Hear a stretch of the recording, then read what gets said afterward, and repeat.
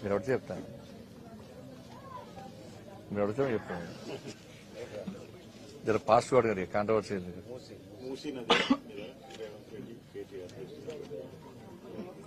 మూసి దాని మీద ఇంత ఇద్దరు పాదయాత్ర చేస్తారు. ఇద్దరు చేయొచ్చు, ఇద్దరు అటు నుంచి వాళ్ళు ఇటు నుంచి వాళ్ళు పాదయాత్ర చేయొచ్చు.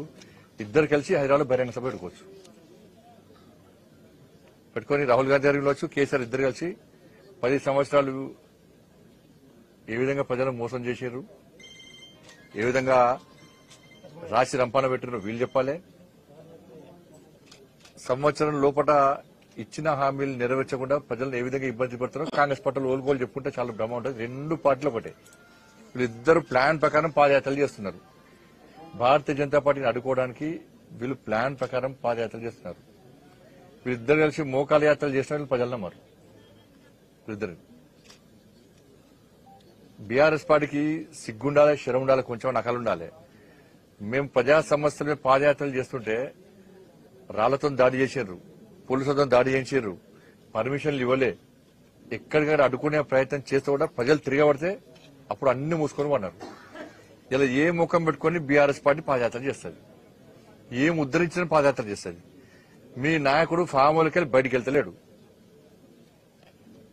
కొంచెం తాగి ఫుల్ ఎంజాయ్ చేస్తున్నాడు, తిని కూడా తాకుండా. మీ నాయకుడు ఎవరు? ఊకి కేసీఆర్ నాయకత్వం, కేసీఆర్ తాగి సపరేట్ రిస్క్ తీసుకుంటున్నాడా? దేనికోసం పాదయాత్ర చేస్తాడు? గ్రూప్ అన్నప్పుడు రాడా, హైడ్రా అప్పుడు రాడా, మూసి అప్పుడు రాడా, వరదలు వస్తే రాడా, ఉద్యోగుల సమస్యలు రాడా, నోటిఫికేషన్ చేయనప్పుడు మాట్లాడా. నాయకుడు లేని నావలిగా తయారైంది బీఆర్ఎస్ పార్టీ. కేసీఆర్ కొడుకు అహంకారం చూసుకున్నాక ప్రజలు చిదరించుకుంటున్నారు. కేసీఆర్ అనే వ్యక్తి వాళ్ళ కుటుంబ సభ్యులకు ఆపద తప్ప బయటికి వచ్చే పరిస్థితి లేరు. కార్యకర్తలను నాయకులను పట్టించుకునే స్థితిలో బీఆర్ఎస్ పార్టీ లేదు. నాయకులు లేని నావలక తయారైంది అది. కాబట్టి బీఆర్ఎస్ పార్టీ పాదయాత్రలు చేసినా ఏ చేసినా పట్టుకునే పరిస్థితి లేదు. ఇక రేవంత్ రెడ్డి గారు నేను ఏమంటున్నా అంటే, మూసి కాదు, మీరు 6 గ్యారెంటీల మీద తెలంగాణ రాష్ట్రంలో పాదయాత్ర సిద్ధం ఉందా? మేము 6 గ్యారెంటీలు అమలు చేస్తాం, 6 గ్యారెంటీలు అమలు చేస్తామని చెప్పుకుంటూ పాదయాత్ర సిద్ధము మీకుందా? ఇలా ప్రజలు ఎంత ఇబ్బంది పడుతున్నారు. 6 గ్యారెంటీలు పోయినాయి, 420 హామీలు పోయినాయి. రుణమాఫీ ఎంతమంది చేశారు? తిరుగు రుణమాఫీ గురించి అప్పుడు ప్రజలు అడుగురి. రైతు భరోసా ఒక్కసారి చేయరు, కథ మళ్ళెత్తేసారు. కథ వచ్చేసి అయిపోయిగా ఇక మళ్ళీ ఇస్తారా గ్యారెంటీ లేదు. బోనస్ అటే పోయింది. బోనస్ మహిళలకు 2,500 రూపాయలు ఇస్తున్నారు, అది పోయింది. 4,000 రూపాయలు ఆధార్ పెన్షన్ ఇస్తున్నారు, అది పోయింది. వాళ్ళు తులం బంగారం ఇస్తున్నారు, దీపాలు కానీ ఇస్తారు అనుకున్నారు పాపం, అది కూడా వీకింది. స్కూటీలు ఇస్తున్నారు, అది పోయింది. ఒక డిఎస్సీ తప్ప 2 లక్షల ఉద్యోగాలు కొట్టించారు పాపం, అంటుకోలేదు. అంటే గ్రూప్ 1 పెట్టిర్రు, మొన్న పెట్టిరు, గ్రూప్ 2 పెట్టిరు. ఏం చేసిందల్లా 29 జీవో తీసుకొచ్చారు. ఇవాళ నేను మళ్ళీ చెప్తున్నా, 29 జీవోతోని విద్యార్థులు ఇబ్బంది పడుతున్నారు. 29 జీవోని వెంటనే రద్దు చేయాలని, జీవో 29 వెంటనే రద్దు చేయాలని మళ్ళీ డిమాండ్ చేస్తున్నాను. నేను పోయినా రోజు అక్కడ ఈ ఉద్యోగస్తులకు 5 డిఏలు పెండింగ్, అవి ఇస్తలేరు. ఫీజు రియంబర్స్మెంట్ తోని మొత్తం కళాశాలన్నీ మూసేసే పరిస్థితి తెలంగాణ రాష్ట్రంలో వచ్చింది.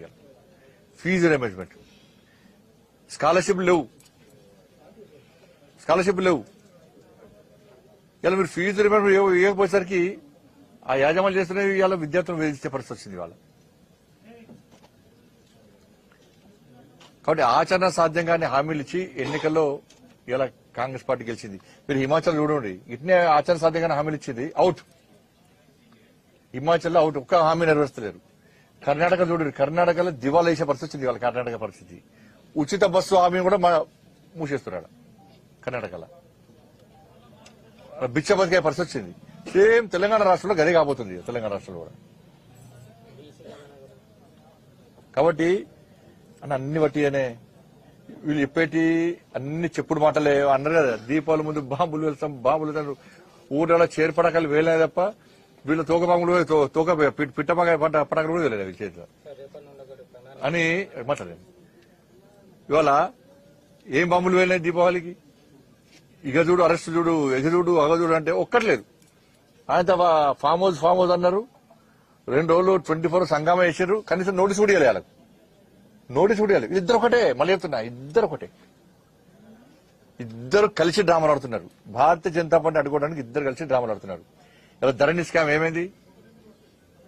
డ్రగ్స్ కేసు ఏమైంది? కాళేశ్వరం ఏమైంది? ఫోన్ ట్యాపింగ్ ఏమైంది? గొర్రెల స్కామ్ ఏమైంది? ఈ ఫార్ములా కార్ రేసింగ్ ఏమైంది? ఇవి ఏం చేస్తారంటే వీళ్ళు ఏం చేయరు, చేయకుండా మళ్ళీ ఈ మధ్యలో మళ్ళీ సాధిస్తారు ఏదో ఒకటి. మళ్ళీ ఏం చేస్తారంటే కేంద్రం సహకరిస్తారు. వీళ్ళు విచారణ కూడా కేంద్రం సహకరించాలట. వాళ్ళకి ఇన్ని హామీలు ఇచ్చిర్రు, ఒక్కటి నెరవేర్చకుండా 1,00,000 పెట్టి మూసి ప్రక్షాళన చేస్తారట. ఈ 1,00,000తోని ఈ ఇచ్చిన హామీలను నెరవేర్చచ్చు. దీనిలో కమిషన్ రావు కదా, దీనిలో కమిషన్ రావు. దీనిలో 1,00,000 కూడా మళ్ళీ చెప్తున్నా, 1,00,000 కోట్లు అనేటివి కేవలం వాళ్ళ ఆది నాయకురాలి యొక్క